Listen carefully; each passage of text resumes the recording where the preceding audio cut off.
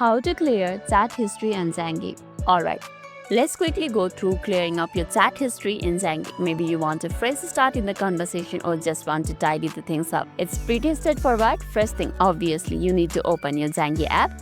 Let me open mine. And now once you're inside it, find the specific chat or conversation that you want to clear. Just tap on it and open it up. But for example, I want to delete a chat on the first. Tap on it.